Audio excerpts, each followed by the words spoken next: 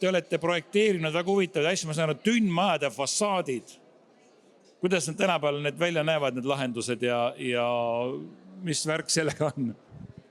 Ühesõnaga, see sõnum on nagu selline, et üsna vähe kasutatakse metallfassaadi eramajade ehitusel. Ja meil arhitekt Peeter Perega on olnud selline väga hea koostöö ja on erinevaid lahendusi nagu sündinud ja mis on ajas ikkagi väga kestvad ja on toiminud nagu väga ilusti. Et arhitektidele soovitused kasutage julgemalt ja tulge küsige nõu, kui on vaja. Väga hea, meie arvast ma nägin ära, siin ta ongi. Peeter, kas sa tuleksid siia poole palun, me tahaksime teada, kuidas siis see koostöö on teile läinud ja kas arhitekt peab tõesti olema julge ja eriline selleks, lähme sinna kaamera poole, et metall-lahendus välja pakkuda?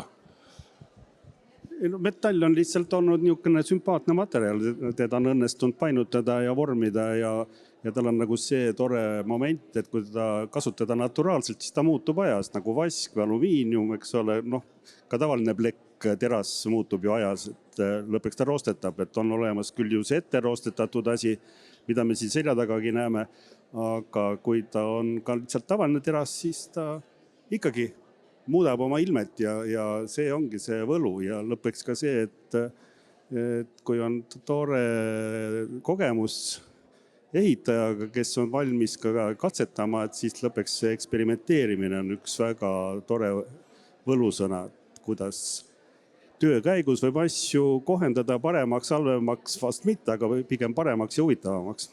Kas on uus trend see metall ja sa mainisid, et seda saab painutada nii ja naapidi, et kas see on selle võlu siis võrreldes võib-olla kivi või puiduga? Ma arvan, et igat materjali saab ju muljuda mingil määral, aga võib-olla metalli puhul on see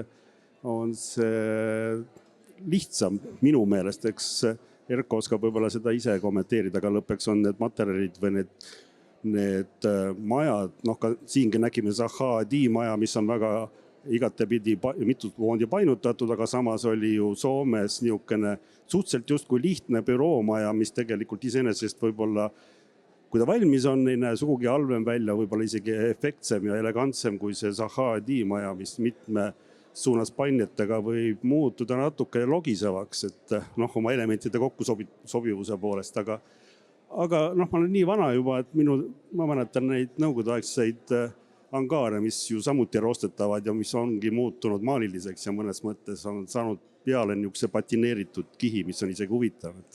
Et võib-olla see, millest siin juttu oli paneelised metallihirm, et see võib-olla tulebki sellest Vene ajast, et siis olid need nagu odavehituse kattematerjalid tänapäeval, kas just vastupidi, aga igasuguses väärtuses hooneid kaetakse metalliga, nii et arhitektuuri mõttes väärtuslikke hooneid. No kiire küsimus, kõige kihvtim metallist maja Eestis? Mis sina oled teinud kõige kihvtim?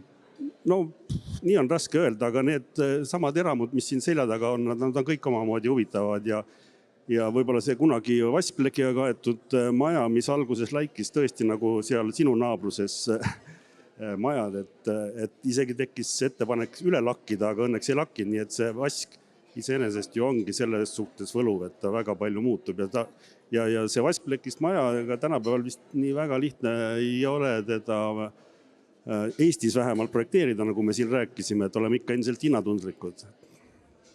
Selge, aitäh, ma küsin veel kiiresti sinaks, mis kõige kihvtim maja, mis on metallist tehtud ja siis ma liigun edasi, aitäh.